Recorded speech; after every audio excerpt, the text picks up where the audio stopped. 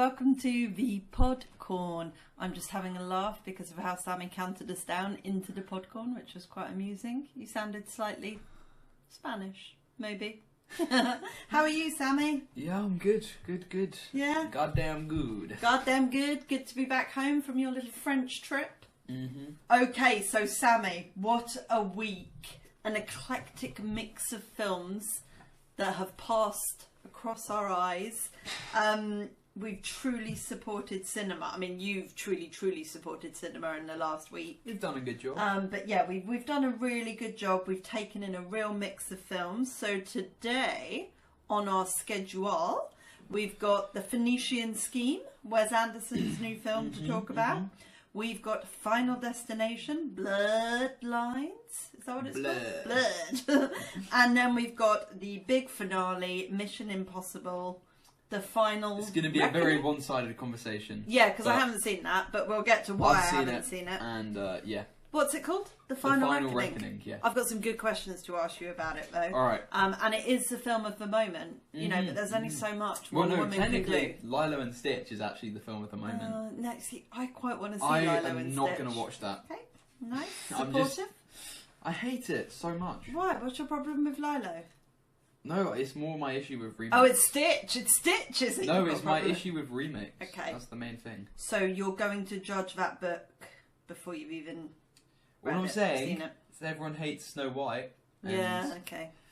Alright. Wes Anderson, though. Yeah. Let's talk a bit about him as a whole at the moment. So, okay. How many Wes Anderson films have you seen? Oh, I'm not sure. I've seen Fantastic Mr. Fox, The Royal Tenenbaums, The Grand Budapest Hotel. What else could I have seen that's Wes? Let me check. I think that's about it, really. Those I haven't seen The French Dispatch, actually. I always wanted to. Yeah. I know enough about Wes Anderson to know he's got a quirky little style about him that thankfully I happen to love. But if you don't like his style, yeah, and every film is literally just that style, exactly, it's probably going to get a bit and I tiring. can choose people that I know, for example, that I know would hate his films and be like, what the fuck are they all about? Yeah, this is bullshit. So the Phoenician Scheme, I was going to ask you to give us a little synopsis, but with no spoilers this Podcorn. Yeah.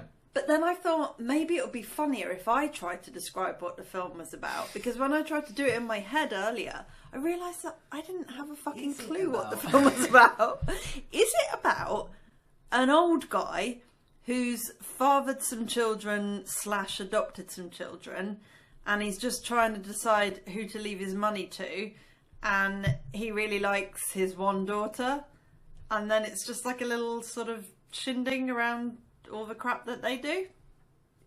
Is that a good summary? He's trying to get this big project called the Phoenician Scheme. Alright, that's the titular part of the film. He's trying to... I missed that. I mean, I knew there was some sort of scheme. So why is it called the Phoenician Scheme? Well, no, I knew there was some kind of scheme going down, but I didn't. Yeah, it's okay. So yeah, there are lots of assassination attempts on his life, and so he's basically trying to reconnect with his family after. So in a way, it's quite similar to the Royal Tenenbaums. Oh, it is a bit. You're right. It's very similar. I think that Wes is very good at doing like family dynamics. Oh, totally. Because what I love about Wes Anderson films is that he manages to grab hold of something quite, I guess, something quite sort of everyday, or just a kind of an emotion or something, and he kind of grabs hold of it and runs with it. Whimsical. Yeah. And sort of, I guess, in a way, you could say that Grand Budapest is about a family dynamic as well, with the sort of core, sort of like father-son relationship at the centre of that film. But also that guy and his girlfriend, who's played by, is it? Saoirse Ronan. Yes, that's the one. But we're here to talk about the Phoenician Scheme. Yes. I thought it was absolutely lovely. It was good, but I don't know, I like a little bit more of like a emotion in Wes Anderson films, and it was really dry and like focused on the comedy, I feel like, a lot more than emotion and so it didn't have the emotional depth of the Tenenbaums, for example. But it was really funny. Like there's a whole bit of like the basketball. Oh, I love that. It's so funny. Like watching Bryan Cranston do a really goofy dribble and then slam dunk. I mean, that's just funny. It's funny, like, but how star-studded is that cast? Yeah, I mean, unreal. Oh my god. Is it like, You know, who wants to be in my film, guys? Who wants to be in former Q? Yeah, former Q. Because literally, there were so many celebs. But I just want to talk about one thing that's really bothering me. What's the lead guy in it? Benicio del Toro. Is he like Brad Pitt's older brother or something? He's not Brad Pitt's older brother. I swear to you. I mean, I can't be the only person that sees Brad Pitt when I look at him. I don't see it. I just don't. Really? I just like I've seen this guy in other things, and every time I see him, I'm like, he's Brad Pitt's older brother. You're completely out of your mind there. Like, genuinely. Completely out of my mind. He's younger than Brad Pitt. Really? Yeah. Oof. Wow. I mean, comparing anyone to Brad Pitt is... Yeah, it's a tough gig, isn't it? I mean, unfair, the guy's a national treasure. More than an international treasure. Well, I thought he was really good in it. He was really good. Yeah, he was really lovely. Fun. He was However, for me, the highlight was Michael Cera. Oh my god, he's so great. Oh my god. He fits in the Wes Anderson film so perfectly. I does. want him to be the lead in the next Wes Anderson film. I'm surprised he's never been in one before. I know. And what I loved about him in this film was no spoilers, but he kind of changes his role as it goes through. Yeah. So and he does both roles superbly. And I just love the way he is with the nun in it, the young girl. Yeah. His kind of like trying to get her to drink and stuff. It is not hard liquor. Not hard liquor. It is just a fine wine. His accent is just it is so funny. Absolutely superb. If you see it for anything, it's probably for his like lovely little performance. He's just really good in it. He's really funny, which I mean, we all know that Michael Cera is funny. Yeah. You know? I mean, Superbad's one of the funniest films I've ever seen in my goddamn life. Yeah. Every scene he's in is just like one of the highlights of the film. Like even when he's just sitting at the back of the plane, just like doing like an awkward little sit. It's just really sweet, and I really liked his character as a whole. I thought it was lovely. There's actually a brilliant death right at the beginning. Oh yeah, actually. Immediately at the start, and it's just body fully snapped the in assistant. half. Yeah, it's a lot more gory than I expected as well. There's a decent amount of violence in some Wes Anderson films, like. In Grand Budapest, there's a bit where like he throws the cat out the window, and I always feel it's kind of like. I mean, we'll go on to talk about tasteful in a minute. Yeah, when we talk about Final Destination. Like funny in the way, but it's quirky as well. It's like a splat, and it's like exactly. It's totally always quirky. Like symmetric injuries. Can we talk about Bill Murray? And was he in this one? Oh yeah, he was the bit part of God. Now, yeah. If I was going to say to you what I thought God was going to look like and act like, Bill Murray kind of nailed it. Yeah, I think. I mean, would you agree if you're thinking what God's going to look like? Pretty godlike in this film. I thought so. Talking of those sequences, what did you think of that? Like the whole black and white part. Didn't get it at all. Did you not? Were those ones with William Dafoe as well? Yeah. Yeah, they kind of went over my head a bit, but it was all good fun. Well, I felt like that was the reason why he sort of wanted to connect with his family in the first place. It was having these sort of visions, and it was like sort of a trial, because there's some form of murder, and his visions were of like a trial when we're really getting to heaven and hell. So I think he was sort of like, I need to reconnect with my family if I want to get into heaven. Yes, because okay, got you. Had those so he was worried about he's getting assassinated so much. Yeah, I thought that was a really interesting part of the film. Yeah, and I wish it went dug over a my little head. bit deeper into that aspect. I was going to say there wasn't enough of it for me to really take it in. Yeah, so I just let it go over my head a bit. And it was stunning as well. Just my the god! Cinematography. Yeah, he does such beautiful scenes. Actually, the first Wes Anderson film that is not shot by the cinematographer Robert D. Yeoman, who has shot every other Wes Anderson film. What happened to Robert? Not available? Yeah, was he working on one of the new Marvel films or something? He did the collaboration instead. Okay. But you can't really notice the difference. Like, the cinematography is very sort of similar in its sort of pastel colours. Yeah, I always think it's beautiful, and the way they kind of like. They quite often get the characters kind of like standing together, don't they? In different just, like, groupings. All the composition is like beautiful, yeah. It's all very symmetrical and like. So Wes Anderson always uses like really unique aspect ratios as well. And I never noticed stuff like that. I mean, I just thought it was a good film. Yeah. But What rating are you going to give it? I'd give it a 7. Nice. That's not your best rating for a Wes film. But it just sort of didn't do enough for me. Like, it was fun, it was a good time. I preferred it to The French Dispatch. Okay. And recently I also watched Bottle Rocket, which is Wes Anderson's first ever film that he made. I watched that on BFI Player. And that was interesting, because it's like half a Wes Anderson film. Okay. With like the really stylistic things, and then half of it is just like a regular film. And would you say that was better? No. Oh, okay. Because when he fully commits to his style, you need him to commit. Okay. Yeah. So why did he do it like that? Because it was his first film, and so he hadn't quite got his style. But I think that by the Royal Tenenbaums, he got it. And the Phoenician Scheme, I'd say, if you like Wes Anderson's style, you will probably you have to go see it. Yeah. Would you say that you were a little bit off-put by the film, by the traumatic experience that happened during the initial trailers when I choked on my wine? And I was like looking at you thinking, surely he's going to patch my back. And you just looked at me like you didn't know me. Oh yeah, you'll get over it, it's fine. And I was like pointing at my back desperately until eventually you gave me a little slap. And I was like, fucking hell, I could be like dead on the floor and you'd be like, this is so embarrassing. There's no worries there. You were fine.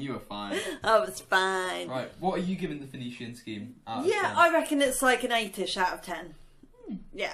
It was. I really enjoyed it, and you know what? What I love about it is it's so different, isn't it? It's like you don't get many films like the Grand Budapest or like the Phoenician Scheme. They're original and fun. So yeah, I enjoyed it. Yeah. Then the following night, we went to was it a 9 p.m. or a 9:30 showing? It was late. It was a late showing of Final Destination Bloodlines with all of the local teenagers and boyfriend-girlfriend combinations you could imagine in our local town. Was I excited to be seeing this?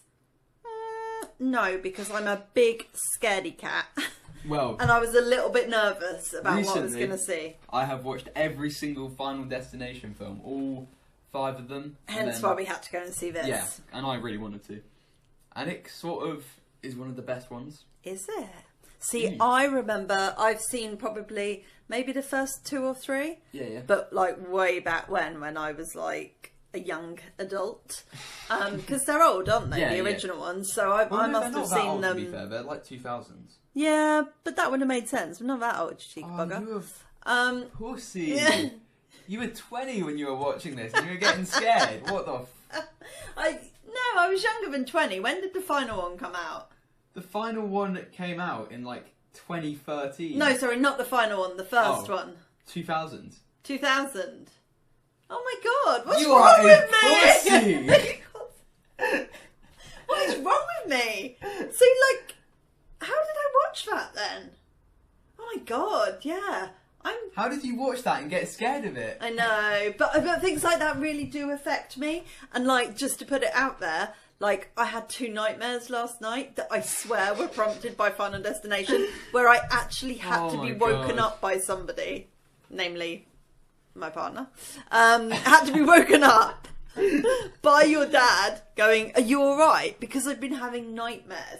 So it scared the shit out of me, basically. The thing with me and Final Destination is I really struggle to like take them seriously and like get scared by them because they're just so funny. Yeah, I mean, you were like laughing, and it was like, dude, they are take it seriously. Hysterical. Like just the depths and the creativity to come up with stuff like that. Oh god, I admire it. It's the awesome. Detail as well of like, for example, somebody might be about to be killed by, I don't know, like a roller coaster derailing, but rather than like focusing on the whole roller coaster, it will focus on the screws or like, you know, one screw under a seat, and then it will focus on somebody that's eating some candy floss at the side. Yeah. And you're kind of like sitting there going, oh my god, where the fuck is the next death gonna come from? But the opening scene of this, I really didn't think I was gonna like the rest of the film, because it was just like a CGI overbearing, over-edited, poorly directed Are you thinking about the whole first bit? I'm thinking about the whole first bit in like the skyscraper. Yeah. It seemed quite cheesy, didn't it? Yeah, okay. I get that. And then they all started dying, and I was like, oh no, this is awesome. I actually really thoroughly enjoyed it. Yeah, it was by far the most gruesome as well. Yeah. Like, the previous ones were gory, yeah, but they weren't that bad. Oh yeah, people in the cinema were sort of really like... gross. I did have to look away for a couple of the bits. Best death without giving us anything, without giving too much away? There's one in a rubbish truck. I love that one as well. And watch out for the rubbish truck one. It's just good fun, isn't it? I mean, awesome. I know that sounds like we're total sickos to say it's good fun, but it's just like just the way it all happens, and this poor girl goes to her death is just I mean, I don't know how these scriptwriters sit and come up with it, but I actually didn't see the final part of that scene because I turned away. But according to Sammy, it is pretty gruesome. Yeah. And we don't want to give too much away, but definitely that was a top death. But it also breaks away from the Final Destination formula quite a lot, because usually in the films it's like this person is about to go on a plane, they have a vision that the plane crashes, they get off, death comes to them. Whereas in this, it's a lot more about like the family, death carrying on like years and years afterwards. Yeah, well, it's about bloodlines, isn't it? Yeah. So the whole point is that something could have happened. So, say for example, it should have happened. A major disaster was supposed to have happened, and loads of people were supposed to die. And because those people were supposed to die, it kind of means that none of their family should ever have existed. So, what death will do is it will basically, in the order that the people should have died, it will go to them, kill them, and then it will kill their whole bloodline, and then it will move on to the next person that should have died and kill the whole bloodline there. So, I mean, fucking hell, it's scary as shit to think of it like that. But it's just so good. Yeah. There was no one particularly famous in it. No. But everyone acted pretty well. There were some good characters. Oh, sorry, we've got to give a shout out to the lawnmower death. Yeah, we won't say anything, but look out for that as well. It's in the trailers. It's in the trailers. It's quite early on. When you see it. It's good. But again, like, just for tension in that whole scene is brilliant. Yeah, just like... Glass on the floor. I mean, the deaths are like the best they've ever been. But I just really did not care about a single one of the characters, and I hated all of like the drama between the family. I thought it was pointless and like... Sammy! What? I felt really bonded with them all by the end. I hated it. It was just like, oh no, I hate my mom because she left. Actually, no, never mind. Let's have a family now. It was so cheesy and like... It was cheesy, but like, let's be fair, we weren't there for the emotional scripting, like, were we? We were kind of there for... The bits that we've just been talking about, the kills. The kills were great, but everything else, not so much. But it didn't really bother me, to tell you the truth. I was more... It's not what you're looking for in a film like that, but if you're going to include things like that, at least make them good instead of just like subpar. Like, tell me a single personality trait from the main character. She was quite selfish. Took you a while to think about that. She was quite smart. She's working hard at uni. I mean, the character development is zilch, let's be honest. There's no character development. It doesn't matter because everyone dies anyway. So stupid as well. But yeah, Final Destination Blood, I'd give it like a 6. I think I gave it a bit higher than a 6 on my ratings. I mean, I thought it was a good old 7, 7.5. I enjoyed it. Would I be rushing back to watch it again? Probably not, because it gave me nightmares. What I found really funny about this was the trailers. So every time you go to the cinema, you get quite an eclectic mix of trailers, don't you? This one was so... I didn't realise there were so many horror films out there. I was just adding it all to my watch list. I was like, yup, this all looks awful, and I'm going to love it. I just had no idea there were that many films being released. So there was Annabelle, what was the Megan... one? It was like Clown in a Cornfield. Some weird That's the clown. One that looked so good. I really want to watch it. I had no idea all these films were being made in the industry. It's coming out this Friday. Me and you. What's it called? Clown in a Cornfield. They actually called the film Clown in a Cornfield. What's your film about? So there's this clown and he's in a cornfield. That's a great name right there. I've got to be honest, I will probably not be seeing that. That looks shit scary.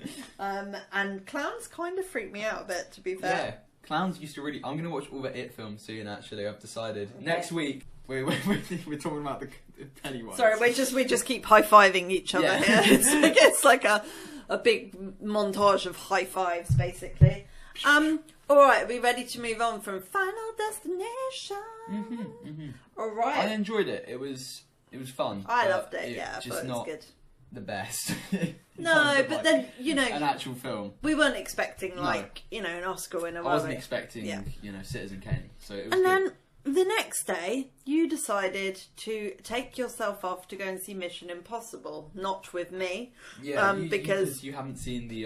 Well, I've not seen the other one, part one. It's nearly 3 hours, for God's sake. Do some work in the editing studio. And I was a busy bee yesterday. I had quite a lot to do because I'd had a busy weekend. Yeah. So, Mission Impossible, what were your thoughts? It is the film of the moment. It was interesting. It was really long. Like, there was a lot going on, and not all of it fully came out because it was trying to pay tribute to every Mission Impossible film. And, like, it involved characters and plot lines from the previous films. Okay. And I feel like what makes Mission Impossible so great is that it's not all interconnected with each other. Like, it's the same characters, but each story can be watched without having to know the story of the previous one. Whereas this one, there were multiple times where Dad turned to me and was sort of like, what's happening? It was relying too much on the previous films. And it's like, it's a lot of effort to watch. Oh god, yeah. How many have there been? 7 previous films. Yeah. This was the 8th one. I think I've seen the first one. Yeah, I get that it's like trying to pay homage and stuff. Yeah. But I feel like there's better ways of doing that than just using characters. Doing Mission Impossible. Yeah, exactly. Like, just make the biggest one yet. The first half is just like talking non-stop about like, okay, this is all you need to do. This is all you need to know. This is all this information. Blah blah blah blah blah. And it was so much to just take in, and there was nothing really happening. Could you have edited it down by 20 minutes? Probably, yeah. I could have cut out like 20 minutes of just pure archival footage from the previous films. I hate that shit when they do that. Yeah, but I got to see Philip Seymour Hoffman, so is it really that bad? Which one was he in? He was in the third one. He was the main villain. Gosh. So that's always He's in a good so thing. much, isn't he? May he rest in peace. Well, I mean, he's one of the greats, He is. Yeah, I remember walking into your bedroom a few weeks ago and you were watching a Mission Impossible film with him in it. No, that was... No, because Rebecca Ferguson was in it as well. Yeah. Was that a Mission Impossible film? Yeah. Ah, there you are then. There we are then. So, I've got a question for you. Is Tom Cruise still fanciable in it? Tom Cruise is old. Is he old now? Old. But has he still got it? Do you know what I mean? He's still regardless got of whether regardless of whether you're male or female, is he still Tom Cruise? Yeah. Okay. He is undeniably still Tom Cruise. Good. Like, he's jumping out of planes, swimming into a submarine 300 feet below the What a man. Like, oh my god. Do you reckon he does his own stunts? Oh yeah, that's like the whole thing with Mission Impossible, is that Tom Cruise does his own stunts. At the Olympics, he jumped off of a building in Paris, didn't he? And then the other week, he was on the top of the IMAX in London. I know. I don't know if he jumped off of it or anything. Okay, so Tom's still got it going on. He hung onto a plane in this. But my main issue is, it feels like they were running out of ideas, sort of. Because the main climax of this film is pretty much a copy of one that happened in a previous film. But just instead of helicopters, it's biplane. So you wanted more. You wanted a bit more originality. Okay. What would you give it out of 10? I'd give it like a 7. And what do you normally give a Mission Impossible? There were some things that I loved, and there are other things that I did not love too much. So it's sort of like, but it's more so on like this is fucking awesome. I think they're all around the 7s, except for Fallout, which is like an 8. And was it cinema worthy? Yes. Because that's the thing. I expected it to be cinema worthy. Tom Cruise. What a ledge. What a ledge, yeah. What a ledge. So this is his last Mission Impossible film. Well, that's what they're saying, but... What do you think he'll move on to next? I don't know. I reckon he'll try and get an Oscar nomination. He'll try and be in a good film, maybe. I'm not saying this isn't good. This is really good. But, you know... Has he ever been Oscar nominated? I miss Rain Man, Tom Cruise. Oh, yeah. Was he nominated for that? No. That's a shame, because that was a good film. But no, I think this is time for Tom Cruise to go into some prestigious roles. Yeah, I mean, he just got a BFI fellowship the other week, didn't he? For his contribution to acting and contribution to the UK film industry. I think he's done quite a lot. Men, you know. Eyes Wide Shut. Yeah, classic.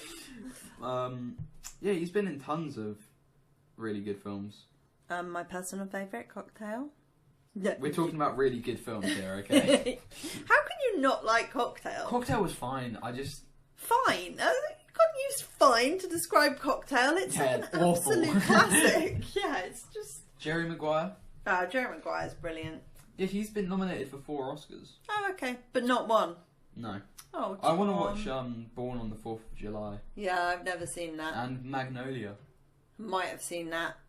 That's also got Philip Seymour Hoffman. Yeah, I was going to say, has that got Phil in it? So I think Tom Cruise is going to do some prestigious films. Nice. Get himself an Oscar next year, you think? Do you reckon he'll go a bit Demi Moore on our asses?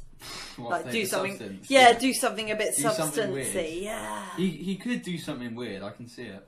I can see him doing some like weird Scientology film. Yeah. Oh, yeah. Or kind of like a Brokeback Mountain or something. I don't know. Just break away from the Tom Cruise. I can see him doing like boundaries. a Daniel Craig queer type thing, maybe. Yeah, but that's what I'm saying though. Could it be? Maybe, a slightly different, because he does always play the kind of bad boy. And I guess James Bond is a sort of Tom Cruise-y Mission Impossible type character. Yeah, I can see it. All right. Okay. Good. So, happy days. If you had to go and see one of those films, if I said to you, look, Sammy, we're going to redo last week over again, and you can only see one of those films, which one would it be? What, so I've forgotten? Yeah, you've forgotten them totally.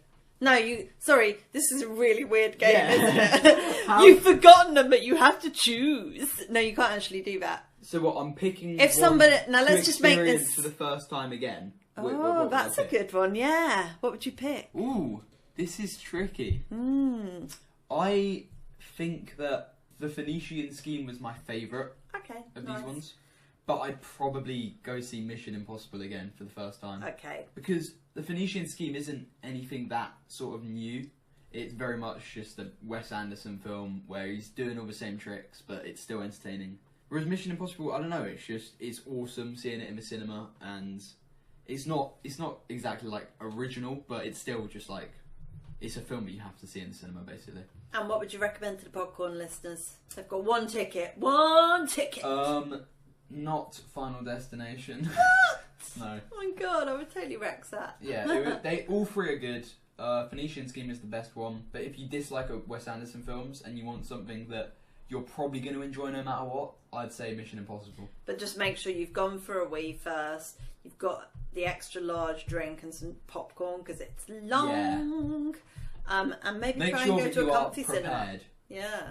But honestly, it flies by. Like, the first half is a bit slow, but when it gets into the second half, it just... like the wind. Yeah, okay. Alright, awesome. So I think that's probably it for the Podcorn this week. Don't forget to like, subscribe. I'm not going to say the word algorithm again. I just said it. I'm not going to say it in that weird way. Next week's algorithm. Next week's Podcorn, probably more cinema talk. Not sure what's due out this week. I still need to see the Salt Path. Well, we've got Clown in a Cornfield. Clown in a Cornfield, but you know, I'm not sure I'm going to make that. Well, let's see what next week holds. How to Train Your Dragon remake. I'm not seeing that. Nope. You don't want to see Lilo and Stitch? Nope. We're going to have to find some classic cinema to watch next week then. Yeah. Do you know what? I love it when the Picture House, for example, does some kind of like classic film seasons. For example, they are showing Blue Velvet in the cinema. Yes. When's that though? Too bad it's an 18. Yeah, you can't see that. I can though. Yeah, you can go see it yourself. Alright, Podcorners. Speak to you next week.